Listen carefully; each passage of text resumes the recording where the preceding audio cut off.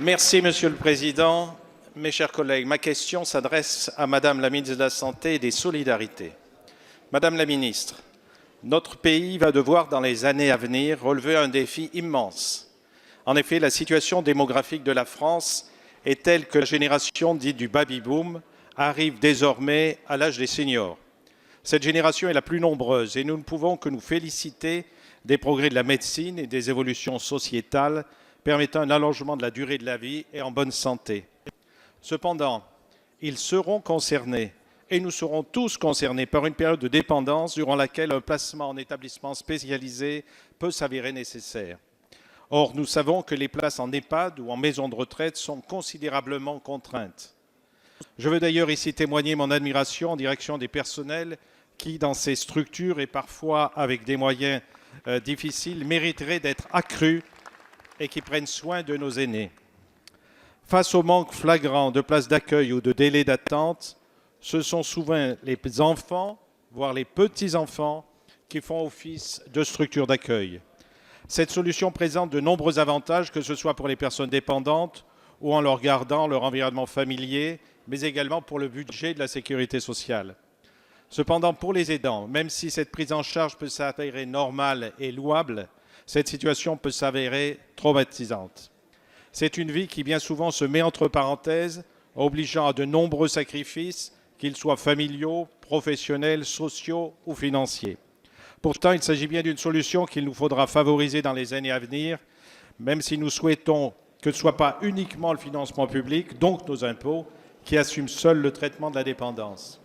Madame la ministre, ne croyez-vous pas qu'il serait nécessaire, dans le cadre du plan de santé que vous avez élaboré, que ce soit inclus dans l'élaboration d'un véritable statut pour les aidants des personnes en perte d'autonomie, en y incluant des avantages destinés à soutenir ce type d'initiative? Merci, cher collègue. La parole est à Madame Christelle Dubos, secrétaire d'État auprès de la ministre des Solidarités et de la Santé. Merci, Monsieur le Président. Mesdames et Messieurs les députés, Monsieur le député Michel Fangé, le gouvernement et le Parlement ont le même objectif, répondre aux besoins des aidants.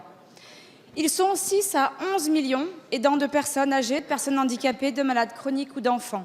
Ils ne comptent pas leur temps, ils œuvrent quotidiennement à aider, soulager, accompagner des proches fragiles dans leurs besoins et parfois même, ils ne savent même pas qu'ils sont aidants parce qu'ils le font de façon naturelle, être présents auprès de leurs proches.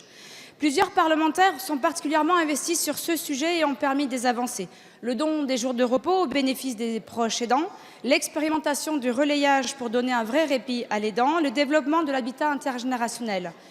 La concertation conduite par Dominique Libault sur le grand âge et l'autonomie a démarré à l'automne et s'achèvera dans les prochaines semaines. Mais la consultation citoyenne, permettez-moi de le préciser, a permis d'avoir 400 000 contributions de citoyens. Sur ces 400 000 contributions, un quart avait plus de 65 ans et un quart avait moins de 25 ans. Donc comme quoi la préoccupation des aidants est majeure et que nous avons besoin d'entendre tous les Français sur ce sujet.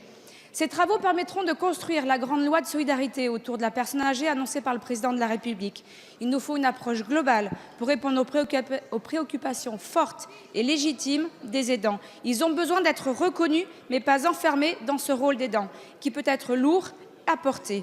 Ils ont besoin de savoir faciliter ou trouver facilement ou trouver de l'aide, ce qui nécessite des dispositifs plus lisibles, une meilleure information et de la simplification dans leur démarche. Et puisque les aidants qui travaillent seront de plus en plus nombreux, les entreprises doivent prendre leur part pour leur permettre de rester en activité tout en étant rassurés sur les disponibilités auprès de la personne aidée.